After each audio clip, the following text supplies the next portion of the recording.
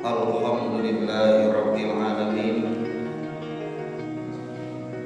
Wa bihi nasta'inuhu ala umuri dunya waddin. Asyhadu an la ilaha illallah wahdahu la syarika lah wa anna Muhammadan abduhu wa rasuluhu amma ba'd. Ikhwatu iman rahimakumullah, kanggo hanca darasan tafsir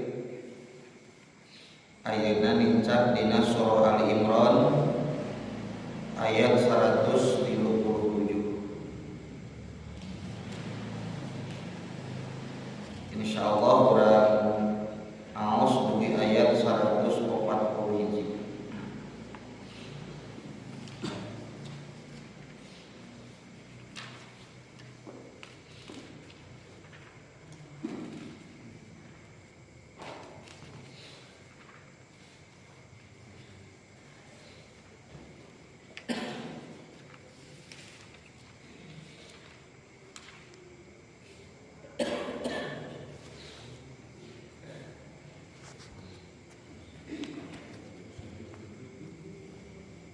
A'udzu billahi minasy syaithanir rajim.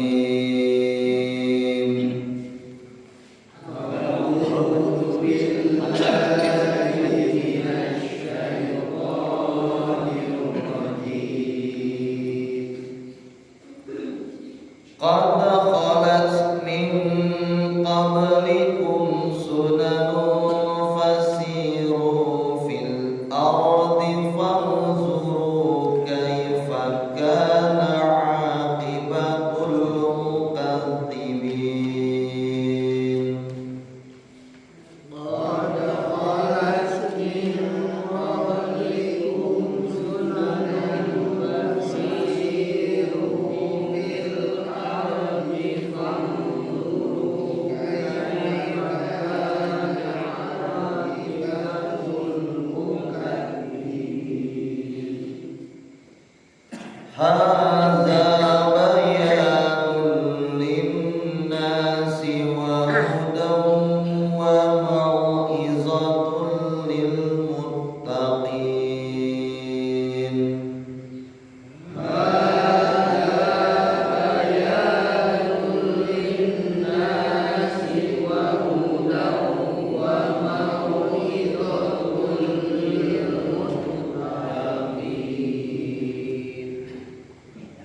Wala tahinu wala tahzanu wa antumul a'launa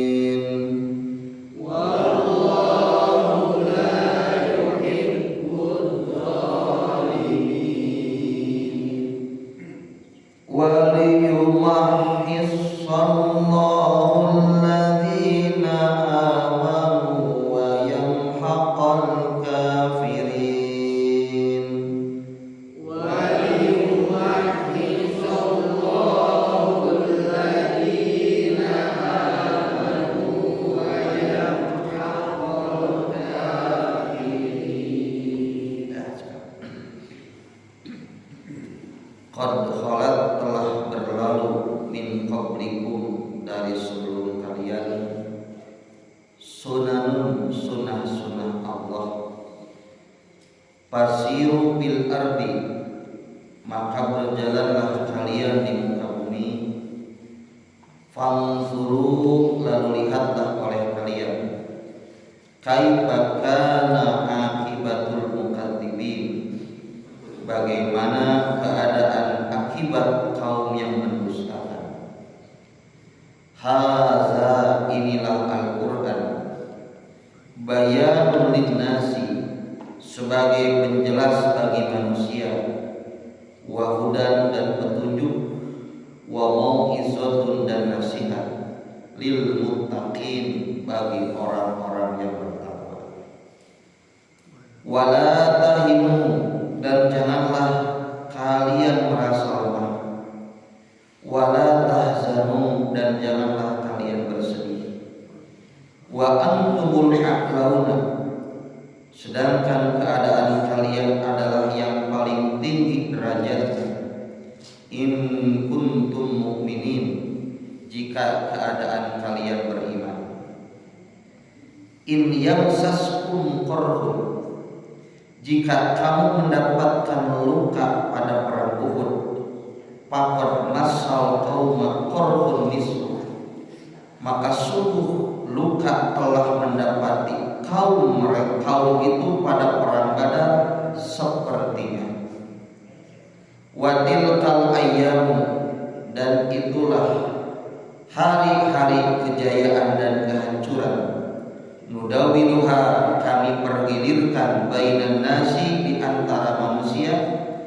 Waliya'lamallahu, dan agar Allah mengetahui, alladzina amanu, orang-orang yang benar-benar beriman, wa yattakhidha minkum syuhada, dan Allah menjadikan dari mereka sebagai para syuhada.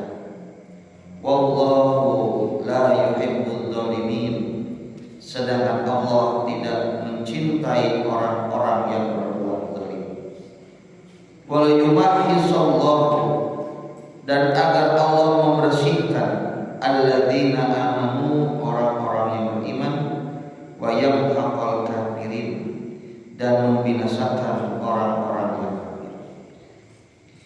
Iwatu iman rahimakumullah, ayat 137 dugi 140 hijriah ngeunaan dua tema pembahasan. Tema kahiji dina ayat nu Nabi Amos, akibatul mukadzibin wal muttaqin, akibat atau nabi konsekuensi di Allah pikeun jalma-jalma anu ngadustakeun ayat Allah, sareng konsekuensi nu diraih pikeun kaum anu takwa. Janten palawargi bade ngadustakeun bade takwa kana ayat-ayat Allah, sadayana oge aya konsekuensi. Dugi ka Allah ngadugikeun dina surah Al-Baqarah pamitelepatna, la ikraha fid din, salaresna teu aya paksaan dina agama. Qad tabayyana rusdu minal ghayy, tos jelas mana jalan lempeng, mana jalan anu menyimpang. Artina hidup mah mangrobikeun pilihan. Jalma bade milih leres, bade milih lempeng, aya konsekuensi. Oge jalmi bade ngabalieun, bade menyimpang, mangga salerusna. Sami garuh konsekuensi dina. Pan momi kitu Allah meningatkeun dina ayat ieu kesimpulanana saur Syekh Wahab Al-Zuhaili, akibatul mukadzibin wal muttaqin, bade ngadustakeun bade bertakwa, sadaya lagi aya konsekuensi akibat dina pilihanna. Maka dua, mungkin dicatat dina tafsir surah Al-Kahfi, faman syaa falyu'min wa man syaa falyakfur. Jalma boga karep rek iman, rek iman. Sok iman jelas. Wa man syaa falyakfur, rek kubur cing bener gitu. Jadi tong sumogo lah jadi jalma. Kudu puguh bade iman bade kubur. Karena Allah terus mengingatkan kita tina surah Al-Kahfi. Tah ieu para ulama disebutna pembeda antara jalmi jeung sato teh di dieu. Pan jalmi jeung sato teh salaresna sami dina anatomi struktur badan mah disebutna teh hayawanan, nyaeta hewan. Beda jalmi, beda sato hewan disebut para ahli. Cuman beda teh ari sato mah teu gaduh pikiran, ari jalmi mah natikun gaduh pikiran. Tah bedana teh dia kumaha jalmi mah hayawan natikun nu gaduh emotan, gaduh pikiran, gaduh akal. Maka ku Allah dipasihan hiji potensi ikhtiari. Naon ikhtiari teh? Gaduh kemampuan milih. Ari sato mah disebut makhluk tashiri, beda. Aya makhluk ikhtiari eta jalmi nu gaduh kemampuan milih, itu jalmi. Bade iman, bade kufur, bade taat, bade maksiat, bade lempeng, bade bengkok, mana ada potensi ikhtiari. Anapun sasatoan disebutna makhluk tashiri. Tashiri itu adalah ditundukkan seperti itu dan tidak ada kemampuan untuk memilih. Matak tingali sapi dituntun dan dipencit nuturkeun. Tak apa lu rek dibawa ke tempat jaga. Pami urang nyandak sapi nu bade dipencit na kurban, nuturkeun. Di paraban heula, tak apa lu rek dipencit. Damun apa dipencit? Amuk-amuk gitu. Tak teu boga pikiran sapi. Sebutan eta sini digolerkeun, goler. Apa rek pencit dana kurban. Nah itulah tasdiri. Kedua contoh simkuring kantos ngaos Bapak Ibu pernyataan jalma nu ngaku intelektual diurang mengkritisi bab kurban. Masa cenah agama Islam memberikan edukasi dan pendidikan bagaimana menyakiti makhluk ciptaan Allah. Saat dinten dina Idul Kurban plus hari tasdik mungkin jutaan bahkan lebih makhluk-makhluk Allah itu dikorbankan, disakiti. Sidik ari ngaranna sato mah diciptakeun tundukna pikeun dimanfaatkeun ku manusia. Siga ibu mencit hayam teu kudu aya rasa karunya. Bismillahirrahmanirrahim ada mencit, tos mencit, aya rasa karunya. Da sato mah dimanfaatkeun ku jalmi gitu. Karena taskiri begitu. Tari jalmi mah ikhtiari punya kemampuan untuk memilih. Numawi kitu perjalanan hidup manusia ti kapungkur ku Allah diuningakeun. Terang di mana urang aya jalmi kapungkur gaduh perjalanan hidup nya tina Quran dina deui. Da urang teu sajaman. Numawi karakteristik Quran itu daya edarna itu melampaui masa dimensi anu teu kajangkau ku jalmi nu samemehna oge nu saatosna. Karena Quran membicarakan 3 keadaan waktu. 1, Quran membicarakan waktu yang telah lalu. Ibu bapak terang saha jalmi ngawitan lamun teu ku Quran urang teu apa. Nah Quran disebutkeun Nabi Adam.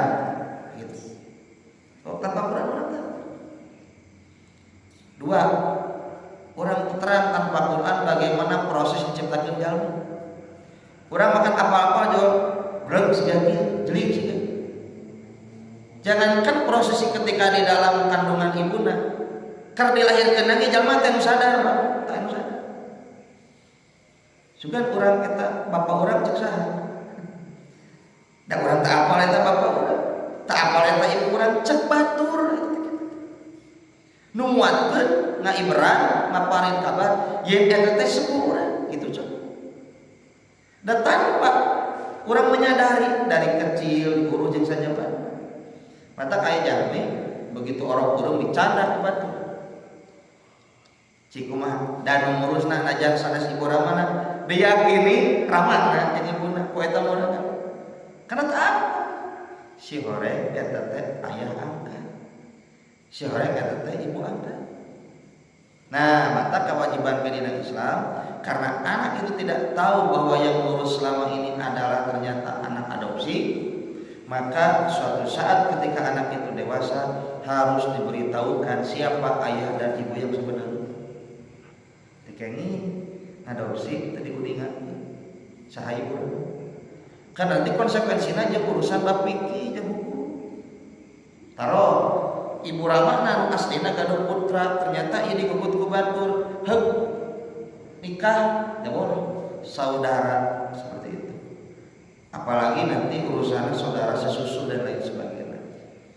Kedua, nanti harus diberitahukan siapa orang tua sebenarnya karena nanti ada hak waris gitu.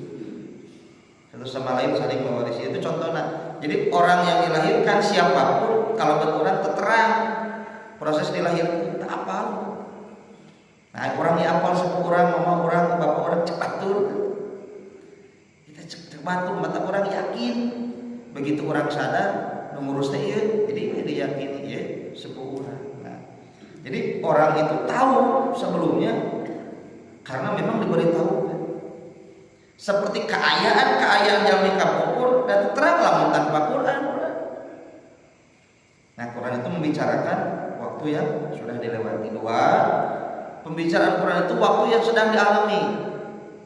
Ya, ketika turun Quran, para sahabat mengalami bagaimana keadaan kehidupan yang harus dilaksanakan. Juga Quran itu membicarakan waktu yang akan datang. Sehingga kiamat, orang itu terang peminta Quran.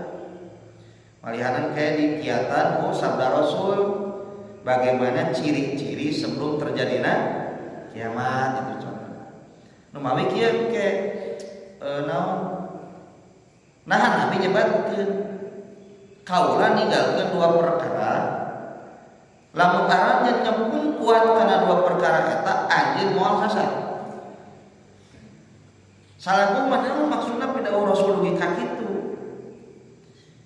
Ternyata Bapak Ibu eta teh garansi bahasa para ulama. Garansi gitu. Ada garansi teh naon? Jaminan.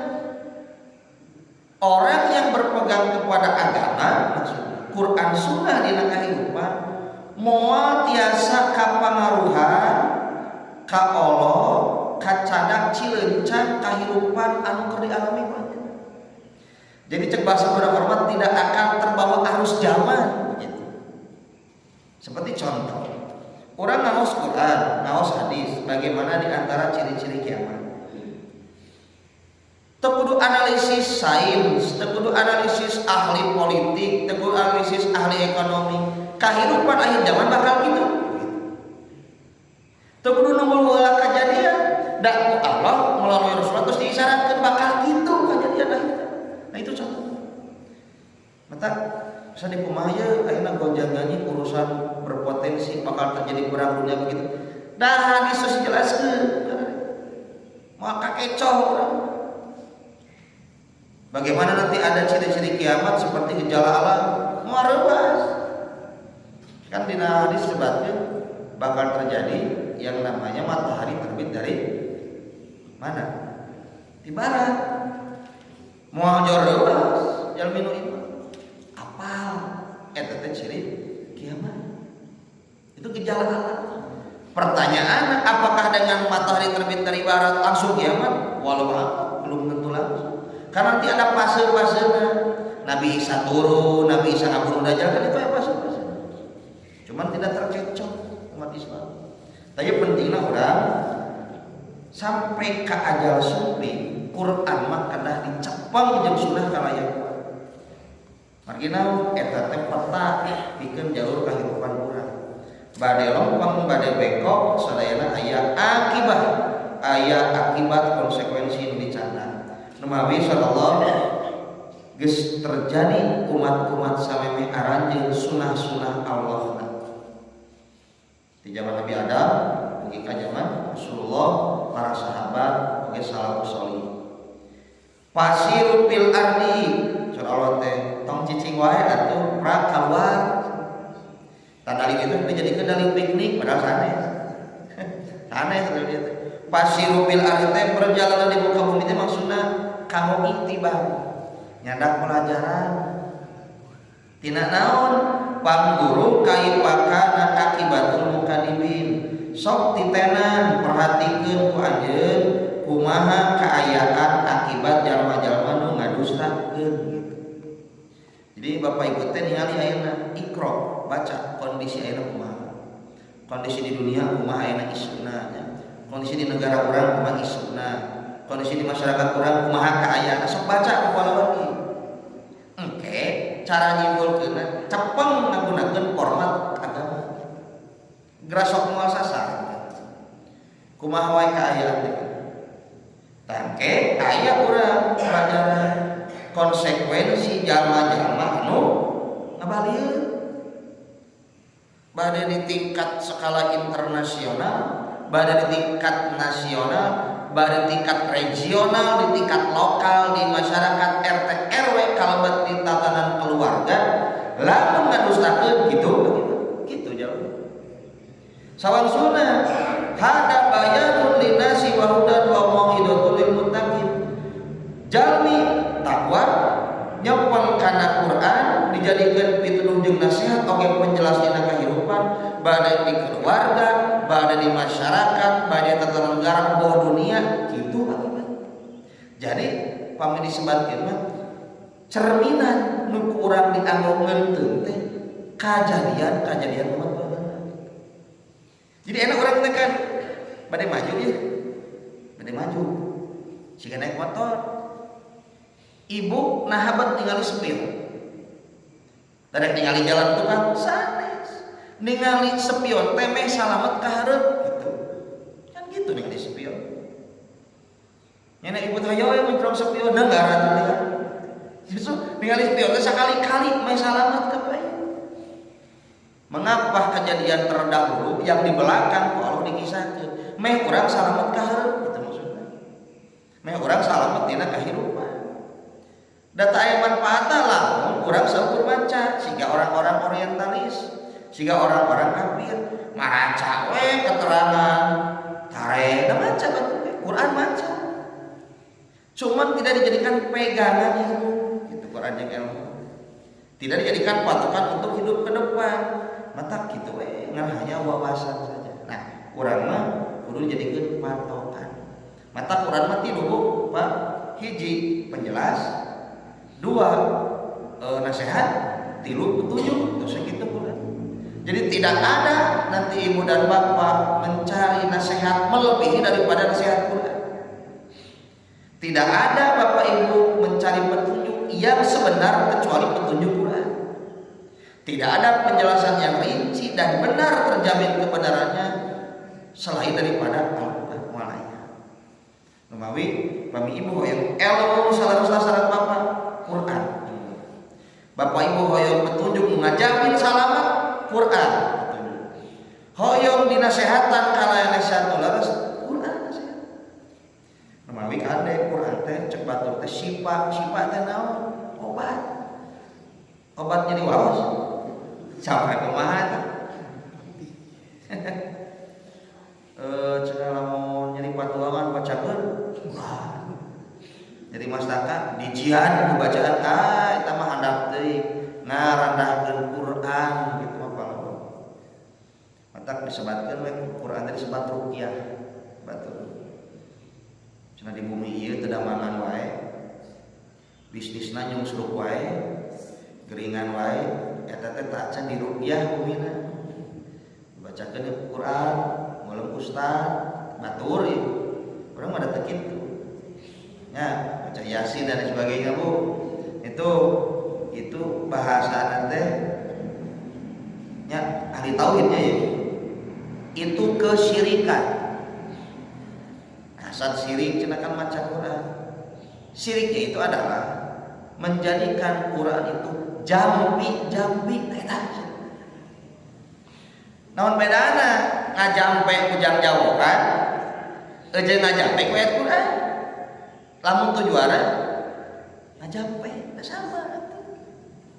Makanya nanti ada orang yang musyrik dengan Qur'annya, gitu cek para ulama. Sapintas mah teu hartos, aya minum musyrik ku Qur'an. Ya maksudna menyalahgunakan fungsi Al-Qur'an. Mantap ibu bapak tong percaya nya ka jalmi-jalmi nu jumpa jampe pakai Qur'an. Nah, itu disebut dengan ruqyah. Ki bahasa yo sabi teu dibayar kan piraku we ada gitu. Jadi tujuannya finansialnya. Si murid sebaca na YouTube bacaan Quran rupiah hubungi kontak person WhatsApp gitu jadi iklan. Yang intinya mah bisnisnya. Terus Bu, Quran itu 3: penjelas, petunjuk, nasihat kanggo jalmi nu takwa. Eta bab kahiji. Bab kedua di ayat 138 sampai 141 taufirul izzah lil mu'minina bil jihad. Bab kedua mah ieu ngeunaan naonnya taufir teh jadi tumplekna seueurna izzah kamuliaan kaistimewaan pikeun jalma-jalma mukmin mah aya dina nu disebut jihad. Itu kalau lagi kieu urang teh gaduh izah umat Islam. Naon izah? Kaistimewaan jeung kamuliaan. Jeung izah ieu mah memang ti Allah. Pan aya Quran kieu pamitra 4 surat Fatir. Man kana yuridu izzah falillahil izzatu jami'an. Siapa yang ingin memiliki yang bermaksud mendapatkan kemuliaan dan kehormatan dalam hidup, maka ketahuilah keizahan, kemuliaan, kehormatan dan istimewa itu adalah semuanya milik Allah. Makanya nanti izah, keistimewaan, kehormatan, kelebihan nu dipikaserat ku jalmi itu sebetulnya ku Allah ini tumplekeun dipasikeun dina lebana. Nah, jalmi nu mukmin mah kanggo meraih izah dina kehidupan ternyata bil jihad ayeuna dina perjuangan. Mata kalau dari sadaya kieu berjuang itu capek tanya capek.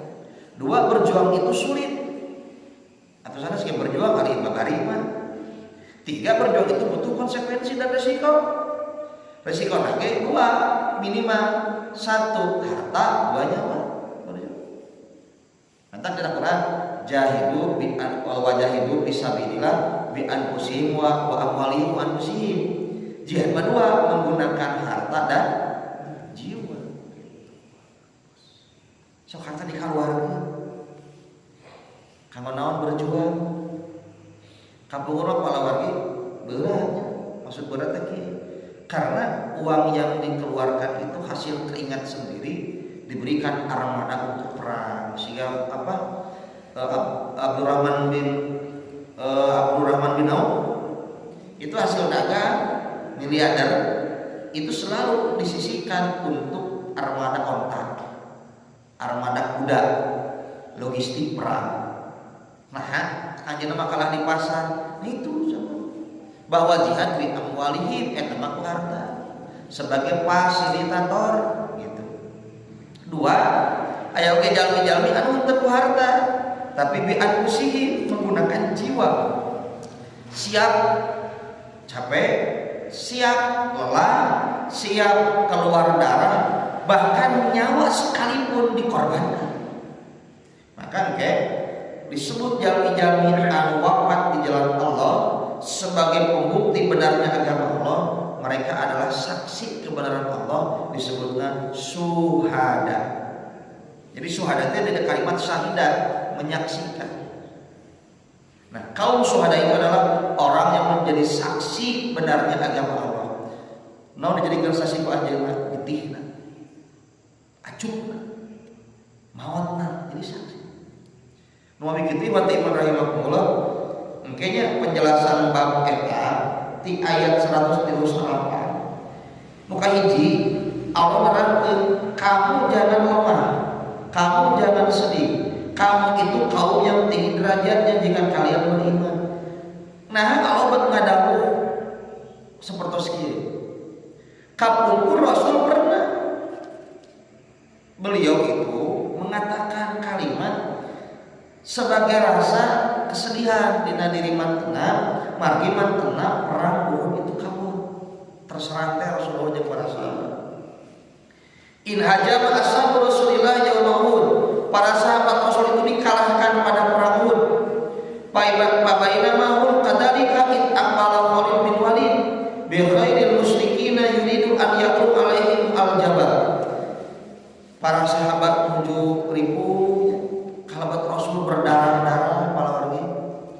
Tiba-tiba Khalid bin Walid, dia Khalid bin Walid caat Islam. Jadi disebut Khalid bin Walid gelarna Saifullah. Saifullah itu pedang halau ya.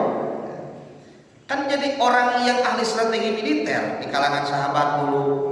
Ternyata track recordnya Khalid bin Walid itu dulu pernah menjadi posisi di orang musyrik ngelawan Rasul. Beliau itu ingin membunuh Rasul, ingin membunuh sahabat. Ku Allah diislamkan. Jadi malik gitu Khalid bin Walid. Jadi orang yang selalu terdahulu melaksanakan jihad di jalan Allah. Nah Khalid dulu pernah berseloroh, moyokan. Kami sudah nunggus menguasai gunung sekali itu. Kami anu mulia di antara maraneh para sahabat. Karena memang strategi serangan balik dari orang musyrik itu inisiasi di Khalid. Dan tanpa Khalid ketika orang musyrik diutus ke adesan orang musyrik tadi orang Uhud mundur. Ngan strategi jadi mainkeun ku Khalid inisiator. Mata Khalid mah kumaha ge jago strategi militer, strategi perang Khalid. Moyokan ka para sahabat. Nah Rasul teh sedih. Allahumma la ya'luwanna alaina. Ya Allah tong sakali-kali maranehna diluhurkeun ti batang kami. Jadi Rasul teh sedih. Itu seolah-olah di atas angin orang-orang musyrik. Allahumma la quwwata lana illa bika ya Allah, daya kekuatan bikin kami kajami ti salira. Itu ucapan Nabi mengitus ngadoa, berarti Nabi teh pasrah. Jika urang we aya can pasrah mah belum kesenteng mereskeun masalah. Bro, itu daya teu upaya. Lemah kumaha pada puncakna nya ngadoa gitu jawab. Karena Nabi itu di Uhud kedesak berdarah-darah banyak luka, dipoyokkan coba ya. Itu ya pasti sedih Rasul. Nah akhirnya kalau dihibur, la tahinu wa la tahzanu wa antumul a'laun. Tong sok ngarasa sedih jeung lemah, anjeun mah luhur coba. Nu mawi Bapak Ibu, ayat ieu punten izah teh aya di dieu. Jadi bapak berjuang capek, ibu berjuang capek. Bapak ibu berkorban harta itu beresiko. Tong hari mah eta teh kamu ya abdi. Cing saru banget. Enak ya tuh, gaduh cicis, mending dia naon? Shopping kan gitu. Mending balanya ibu. Lebaran yang mau infak kan. Salawat dipakai infak wae di asa teu aya kamajuan. Terkadang manusia dihantui perasaan itu. Infak wae teu aya bandan dipeser, infak wae can kapeseran. Tong kitu. Antumul a'launa lamun dianggap perjuangan mah derajat urang teh keluhur sia. Seger ngaos ya, seger kajian, seger ieu contoh alifna. Waktu tadi saya buat hal-hal manfaat. Jangan merasain. Kan kieu sokan cibiran batur mangarariung teh komo ibu-ibu jeung sosialita.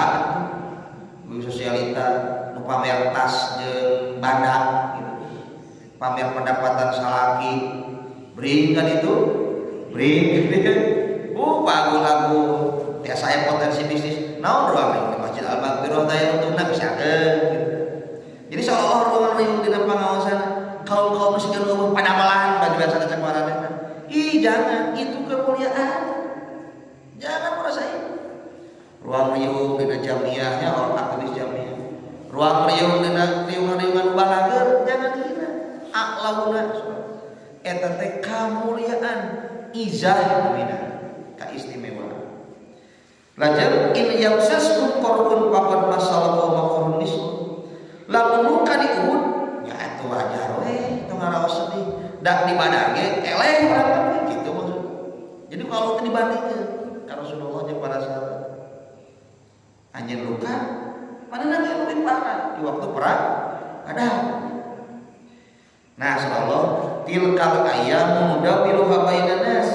Kejayaan yang keterpurukan silih berganti.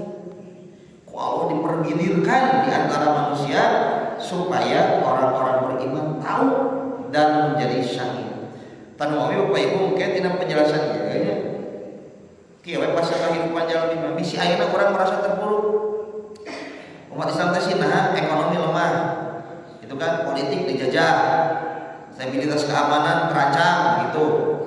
Ini sakaraha ieu umat Islam teh. Nah, urang mah lamun sepintas teu maca hadis, aduh asa terpuruk umat Islam teh ayeuna teh. Tapi ibu bapak baca hadis, urang teh sebenarnya peta menuju kejayaan ayeuna. Karena kieu, satu masa kenabian sudah dilewati. Masa kekhalifahan ba'da Nabi sudah Khulafaur Rasyidin. Masa raja-raja yang menggigit zaman Bani Umayyah, Bani Abbasiyah, Bani Utsmani itu puncaknya sudah dilewati. Yang keempat sekarang fase mulkan Jabariyatah, fase para pemimpin yang berkuasa tapi dolim. Wayana fase keempat ieu umat Islam di mana wae terpuruk kondisi. Mana di mana gitu. Dijajah, diintimidasi, dipersekusi. Masa keempat karena kalau diberi manggung ya. Nah nanti terakhir wahilah batu alami kaji buah di akhir Allah Rasul mengingatkan bahwa nanti akan datang lagi kepemimpinan di akhir zaman yang kepemimpinan ini membawa kejayaan dari Allah menjadi khilafah alami kaji buah umat Islam jaya nih. Itu kan dipergilirkan episode gitu. Tak ayeuna urang cing salabar benar titipkeun agama katurunan Quran sunnah ajarkeun bisa jadi masa kejayaan teu kaalaman urang tapi di kaalaman anak icu urang generasi sabaraha tah jadi urang kudu optimis gitu. Sadaya mah ekonomi terpuruk dagang sepi orderan aja keur wios da aya masa mereka mampu wios dijajah. Urang mah kudu modal kasabaran isbiru wasubiru. Maka nanti cik yakin kita teh sedang di penghujung menuju kejayaan. Cik yakin we Bapak Ibu, urang bakal menang deui gitu insya. Terakhir wala yumahi sallallahu alladziina amanu wa yaqul kafirin. Pada akhirnya Allah ngabersihkeun jalmi-jalmi iman jeung Allah ngabinaskeun jalmi-jalmi kafir. Tanpa ujian aya pembedanya. Tanpa pembeda tanpa ujian. Siga ieu kurang kali tadi uji guruna dan tak apa lulus itu tak apa lulus itu diajar tak apa itu orang anu benar-benar ngapalkeun teu eta budak diuji bae budak teh sakola goreng lainna sae rajin ngapalkeun kedul ketiga. Nah dengan ujian jihad perjuangan itu untuk men-screeningnya keur nyari mana nu benar iman mana nu binasakeun sebagai orang-orang yang nah gitu iwat iman jadi ngeunaan dua ayat ieu hiji akibat konsekuensi hirup dua izah keistimewaan kemuliaan kehormatan umat Islam aya dina perjuangan. Aku lu qauli hada wa astagfirullah li wa lakum. Assalamualaikum warahmatullahi wabarakatuh.